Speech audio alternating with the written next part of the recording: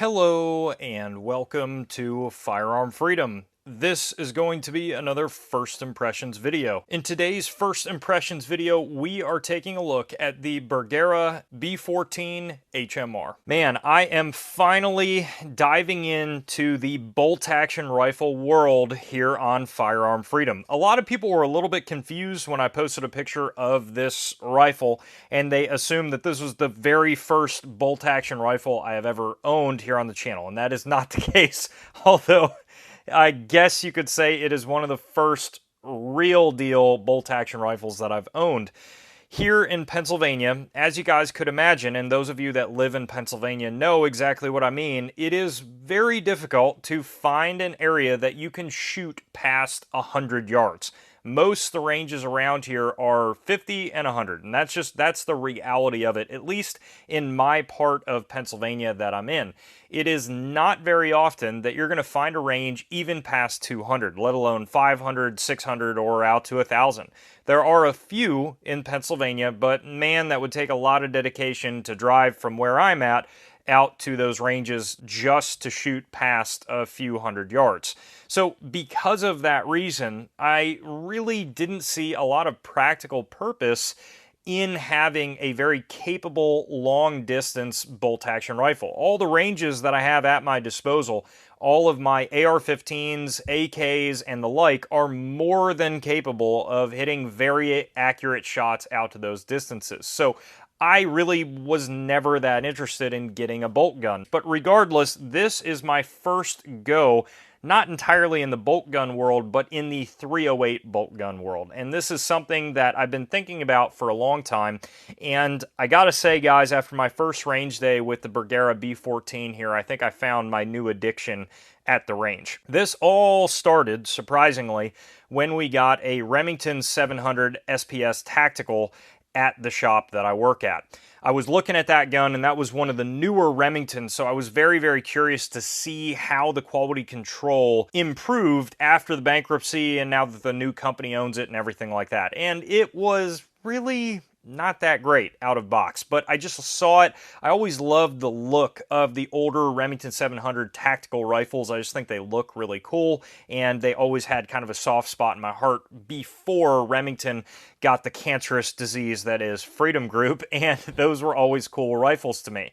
And then a good friend of mine at the shop and a coworker got a Bergara B14, just the standard wilderness model, in the shop as his new hunting gun. And I held the B14 next to the Remington 700 and I worked the actions. And I looked at the Bergara and I said, this rifle is better than the Remington 700 in every single way. And it comes in at an identical price point. And because of that reason, I immediately ordered the B14 HMR. And oh my God, was I happy that I did that. These rifles are so impressive to me out of box at the price point that they are at, that this is probably going to be one of the most positive reviews that I have ever had on the channel. I have zero bad things to say about the Bergara. The HMR is essentially their hunting match rifle, and it basically combines a match bench rest rifle with a hunting rifle. So you can really use it for either of those things effectively. And these rifles are going to come with awesome features right out of the box that a standard Remington 700 just doesn't have. These are all things you have to upgrade. And that is an extended bolt handle here. So that is already done. That was something I was looking at doing on a 700, already done for you. It comes with the ability to accept the AICS magazines. It takes Remington 700 bases, and then you also have a threaded bull barrel right out of the gate. Now, the HMR comes with a wide variety of barrel lengths and calibers. This one in particular is chambered in .308, and it has a 20-inch barrel. Now, I know what a lot of you guys are thinking, Joe, why did you go with .308 and not the famous 6.5 Creedmoor for a long-range rifle?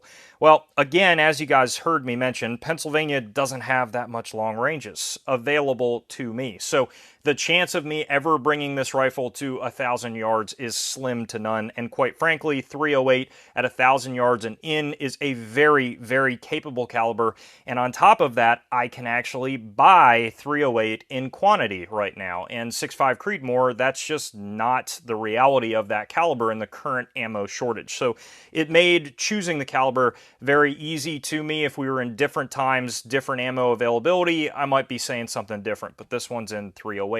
I have it outfitted with a Leupold 20 MOA base. The Leupold bases are pretty awesome. I have no complaints there, and I figured even though I'm not shooting it to crazy long range, it made sense to just go with the 20 MOA base right out of the gate in case I ever had that ability to shoot out to a very long distance. I am also using the newer Magpul MOE bipods. These are pretty cool because they're much cheaper than the standard Magpul bipods. You lose the ability to swivel back and forth, left and right, but quite frankly, I don't know that I ever really needed that feature anyways, so you get a little bit more of a rigid bipod at a cheaper cost. So this one ended up working really, really well at the range, and then for the glass that I'm running on here, I have a Vortex Diamondback Tactical 4-16 by 44, and this is their first focal plane optic.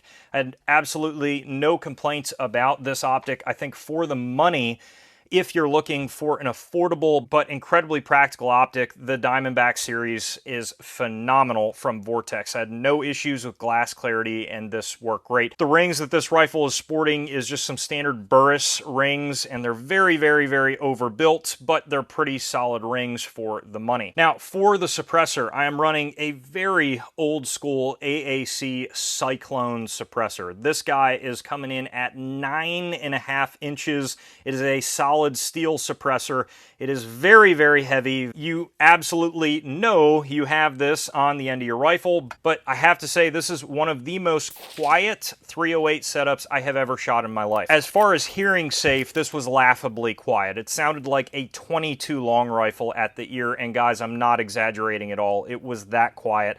The entire day, there was absolutely no need for hearing protection. There was a slight crack downrange, and that was about it. At the shooter's ear, it was laughably quiet, so the Cyclone did a great job, and although this suppressor is very long, very heavy, on a bench gun like this, it really didn't matter all that much, so I had no issues with that suppressor, and I actually bought this Cyclone at a steal. I paid about 200 bucks for that can, and I bought it specifically for this HMR here. So that suppressor is going to live its life on this rifle, which is why the shooting footage that you guys are going to see, this is on it the entire time. I have no plans on ever shooting this rifle without the Cyclone on the end, so that's going to be a great mate between the two. Now, getting into, I know what many of you guys are curious about, and that is the performance. So we shot this at 100 yards, and then we also moved it out to 300 yards. It ended up being about 323 yards from exactly where we were shooting. I'll give you guys a completely honest, full disclosure. I think too many YouTubers try to act like they are the best at every type of shooting that they're doing, and that's just never been the case on my channel. This was the longest range I've ever shot in my life. I've shot to 250 yards a few times, and that's it. This 320-yard range day was the longest. That was the first time I ever shot past 300 yards. So this is very new to me, and I am learning with you guys in this process. So take everything I say here as coming from a beginner and me learning at that longer than usual distance. At 100 yards, the groups that we were getting were pretty damn good. With Black Hills 168 grain boat tail hollow points, I was getting sub MOA right about an inch or a little bit below, so that was a pretty good group there. And I should mention that all of the groups that you guys are going to be seeing on camera were 5-shot groups. This rifle is 100% out of box a sub MOA rifle. Anytime that I was not shooting sub MOA today, it was because of me behind the gun jerking the trigger one way or another. This rifle is absolutely capable of that.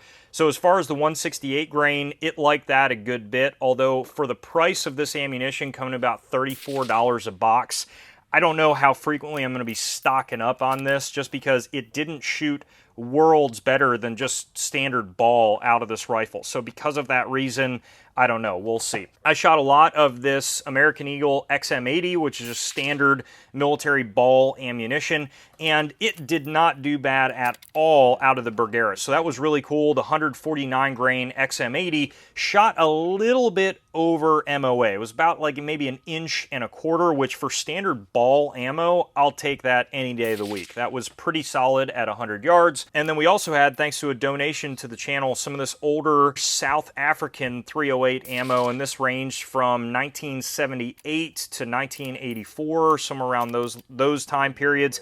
And this rifle did not like this ammunition at all. You never know with the surplus ammo. You might get really good luck with it, you might not. In this case, the Bergara was throwing this ammo all over the place. I had a freaking like 5 MOA group at 100 yards, and although some of that could be me with how the rifle was shooting today, that I just think it did not like this ammo at all. And then we had the wonderful, wonderful, wonderful 308 German ammo that is sometimes imported in the United States.